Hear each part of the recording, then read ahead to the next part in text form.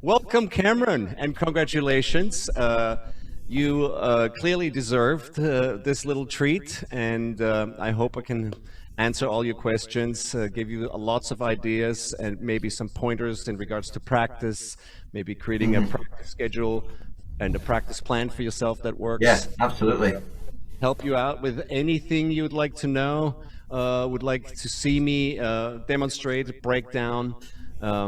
So I know you've prepared a few questions, Yeah. and why don't we start with some of those? Well, starting that actually, as it's funny you mentioned that. My sort of on my top tier of questions, how you would structure a practice routine. What kind of things should I be practicing? How long-ish? What kind of ideas do you practice? Do you break it down? Do you do what kind of things do you do for warm-ups and etc.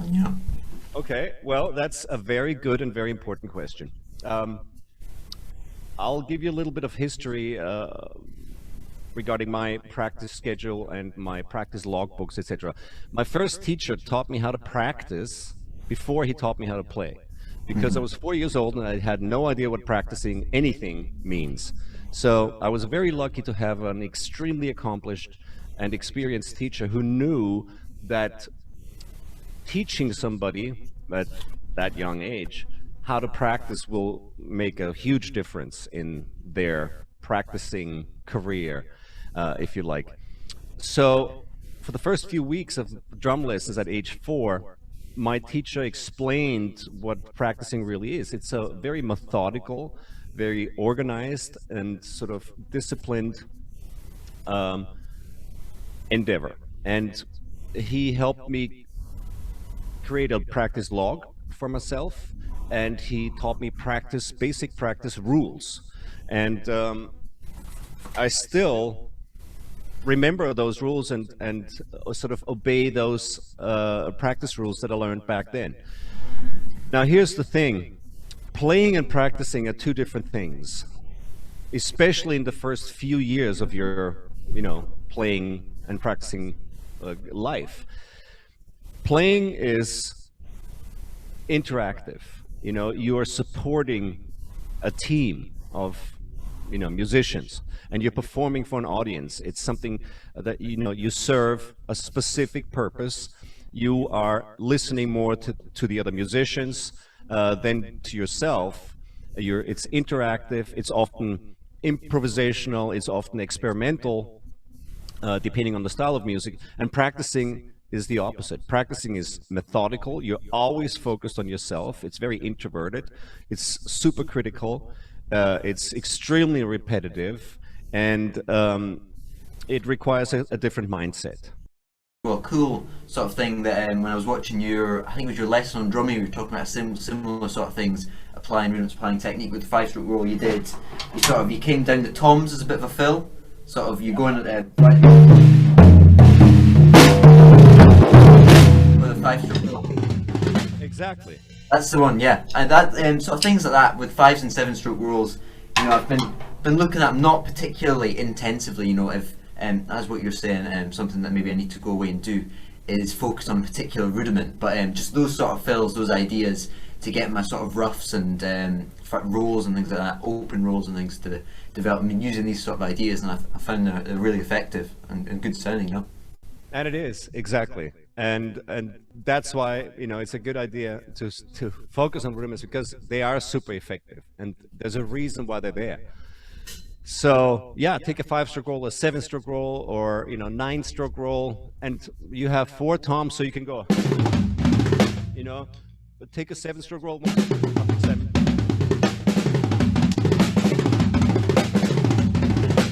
and play that. 1, 2, 3, 4, 5, 6, 7. 1, 2, 3, 4, 5, 6, 7, for example.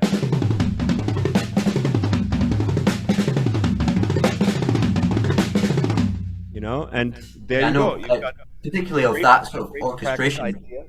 Yeah, and something that I've been working on is sort of trying to incorporate the feet. So you do your group of 7 and then add maybe a right kick after it in a different subdivision, then go back, left kick, and things like that. You try and work on a bit of the coordination. I take it these are sort of how you build up these melodic ideas on the drums.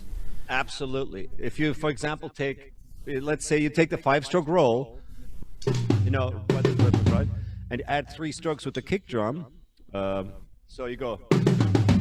You have 5 and 3, that's 8. You have a group of 8 32nd notes.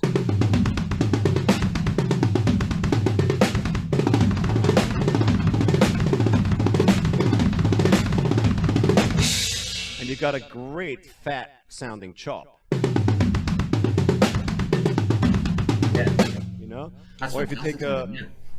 whatever, you know, a 7-stroke roll, you know? You know, and you turn it into a 10-stroke roll, which is, you know, a pattern in 3/4. You know, or any other grouping, you know, 4 and 4, or 6 and 2. You know, so 1 2 3 4 5 6 1 2 3 4 5 6 1 2. Sorry.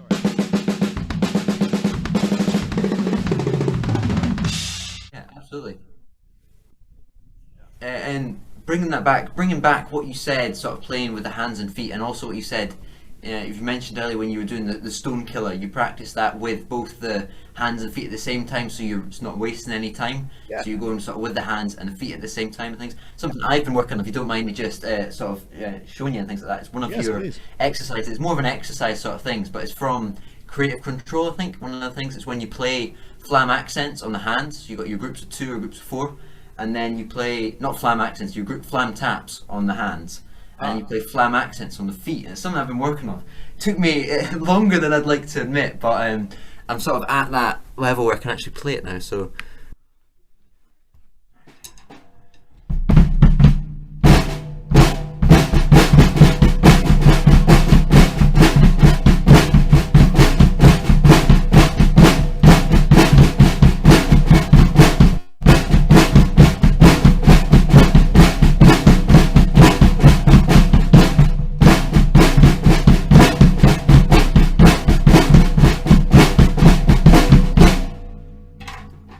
Yes.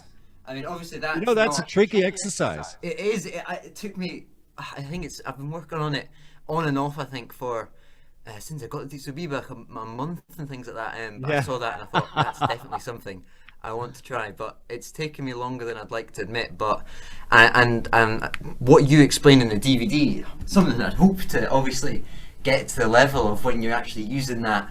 You've got the coordination side of it nailed, and then you're working on the speed side, and then you're saving time. You're working both the hands and the feet. I think at some point I want to invert that, and so you're playing flam accents on the hands and flam taps on the feet, and I think that's definitely something that I'll be working on. Yes, exactly. You know, this is something I started doing when I was quite young.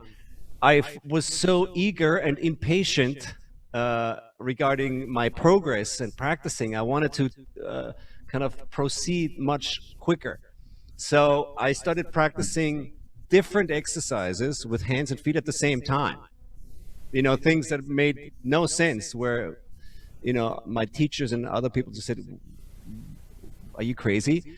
But it totally paid off. Exactly. It brings back not only can you save time in practicing both different exercises with the hands and the feet, you've also got the bit that I'm still trying to master, the coordination side of things, where you actually exactly sort of